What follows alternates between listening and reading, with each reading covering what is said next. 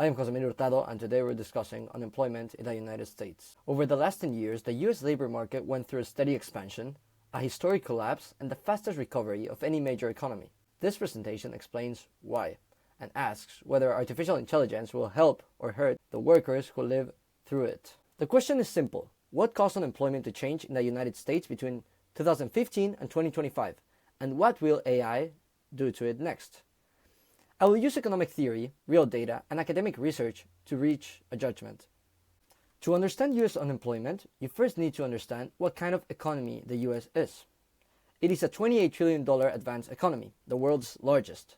But what really sets it apart is how their labor market works. Employment protection is the weakest in the entire OECD. Only 12% of workers are covered by unions. In France, for example, it's 98%. About half of the workers in the US change jobs every single year. That flexibility is important. It means the US economy reacts to shocks faster than almost anyone else.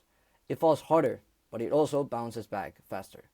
Let me lay out the key concepts. Unemployment means people of working age who do not have a job, are available to work, and are actively looking for one.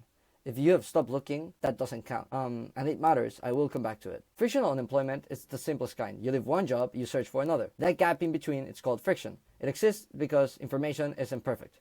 Workers do not know every job available, and employers do not know every worker. Structural unemployment is more serious. It means your skills do not match what the economy needs. Maybe the industry shrank or technology replaced what you used to do.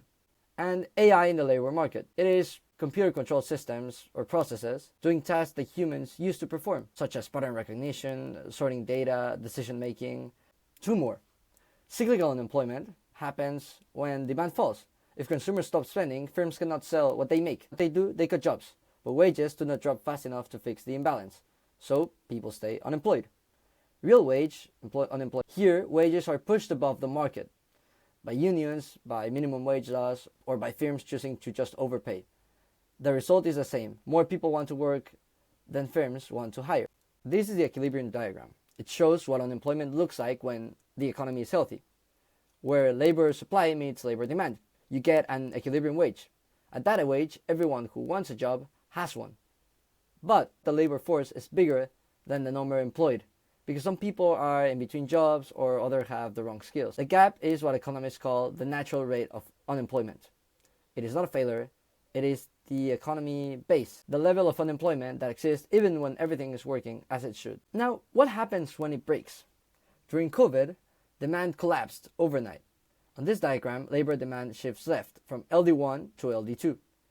Fewer companies are hiring, but wages are still stuck at W1 because of contracts, minimum wage floors, and just institutions being really rigid. At that wage, firms want to hire QD workers, but QS workers want to work. The gap between those 2 points is involuntary unemployment. People willing to work at that going rate, but the jobs are not there. The aggregate demand shock diagram, or ADS. This model tells the same story, but just in a macro level. COVID shifted aggregate demand to the left. The output, what was being produced, fell below potential, creating a recessionary gap. The government then responded with $5.7 trillion in spending. They gave loans, benefits, and it pushed back the aggregate demand back to the right. But it went too far. Demand went farther than the potential output, and that created inflationary pressure, which is exactly what we saw. Unemployment recovered quickly, but inflation surged past 7% by 2022. Here is the full decade. Between 2015 and 2019, unemployment fell steadily from 5.3% to 3.7%. The GDP was growing at around 2.4% a year. This was just textbook cyclical expansion. The economy was moving towards the natural rate. Then COVID hit. The rate jumped to 8.1%, but the recovery was really fast, back down to 3.6% by 2022, faster than any other advanced G20 economy. Since 2023, it has stabilized around 4.2%. It may be this the new equilibrium, that the economy is settling into a post-pandemic normality. Zooming in, let's see how COVID interacted monthly.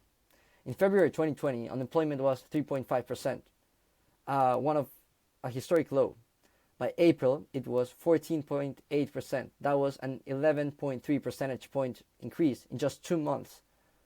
There's nothing in the US history, in modern US history, that compares. The recovery created 16 million jobs from the end of 2020. And, really important, hysteresis, which is long-term effect in unemployment, did not occur.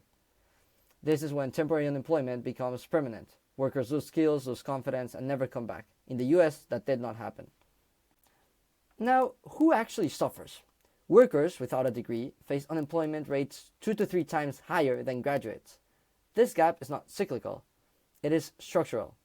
Technology raises the value of skilled workers and replaces the task of unskilled ones because they're repetitive tasks that technology can easily do. AI threatens to obviously widen this further because automation risk is concentrated in exactly the same group: low skill, low wage, routine occupations. Okun's law says GDP growth should reduce unemployment. From 2015 to 2019, it did. There's a 2.4% of growth. Unemployment fell from 5.3 to 3.7, but COVID broke the pattern. GDP fell 2.2%, yet unemployment hit all the way to 8.1%. The GDP then rebounded to 5.9%, but unemployment was still at 5.4%.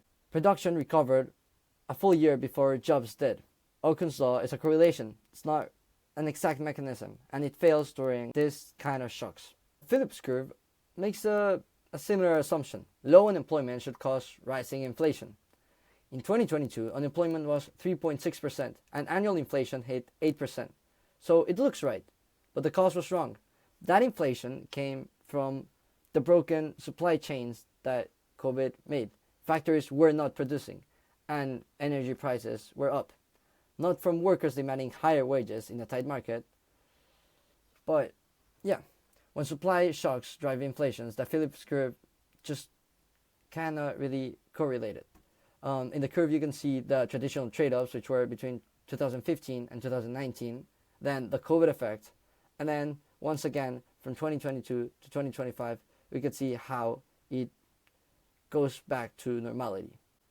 So how does the US compare? It had the sharpest spike of any major economy, 8.1%, but also the fastest recovery. France and the Euro countries stayed above 7%, weighted down by their really rigid labor markets and their strong employment protection. And the US recovered faster for 3 reasons. They have the least restrictive employment laws in the OECD, the largest fiscal response of any advanced economy, and immigration. The IMF reports foreign-born workers ended up accounting for all US labor force growth since 2019. It helps shortages when they were worst.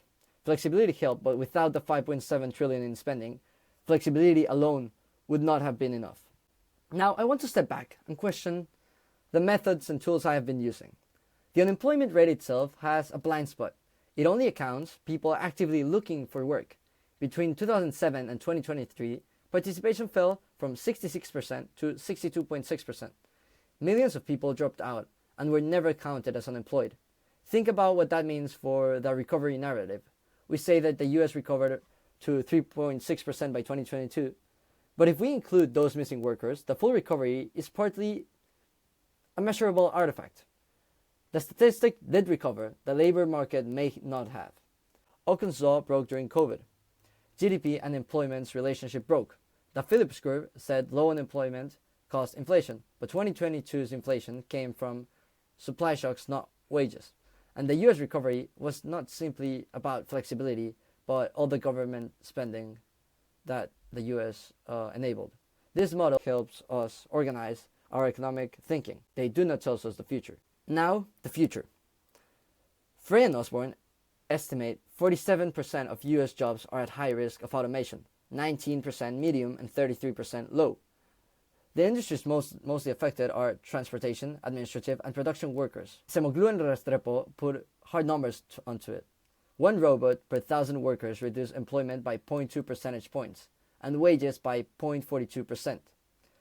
But Frey and Osborne count the entire jobs as automatable. A truck driver's job includes driving, which a machine can do, but also loading, routine decisions, and customer interactions, which it cannot. The OECD count only the specific tasks machine can perform. Their estimate drop between 9 to 14%. The 47%, it's a huge number.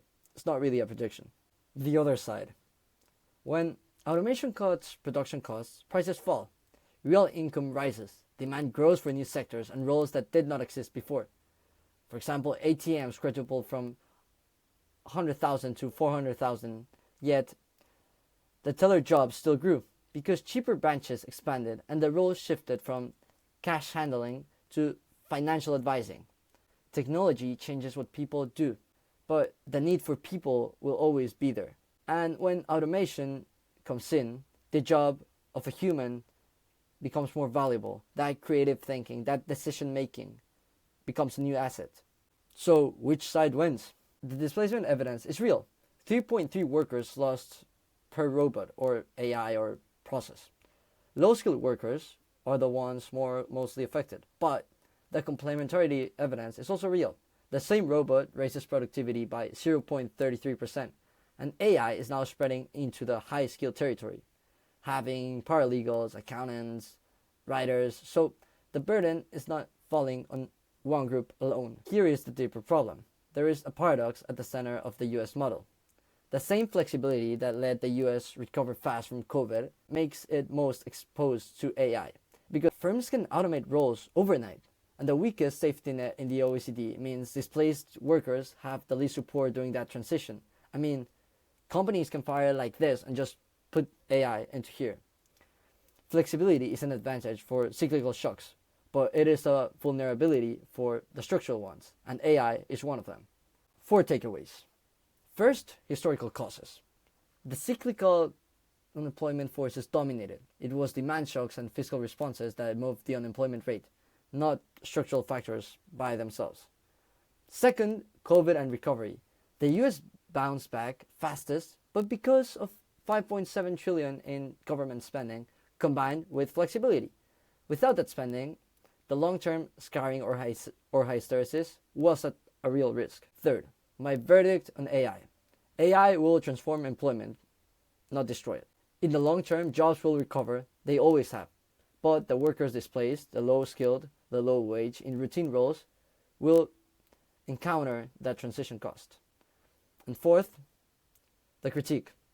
The unemployment rate excludes millions of discouraged workers. The Phillips curve failed in 2022, and Okun's law broke during COVID. These models help us think, but they do not tell us the future. My final judgment. AI will likely increase structural unemployment in the short to medium term, not because the jobs will never be created, but because we don't have that institutional structure to support all of those displaced workers and what to do with them. That doesn't exist yet. So it is necessary to scale labor market policies, retraining programs, extended benefits for workers in these transitional or transitioning industries, and have partnerships between government and employers. It is no longer optional. It is the difference between an economy that adapts to AI and one that leaves its most vulnerable people or workers behind. All the sources are listed here in Harvard Leads format. Thank you.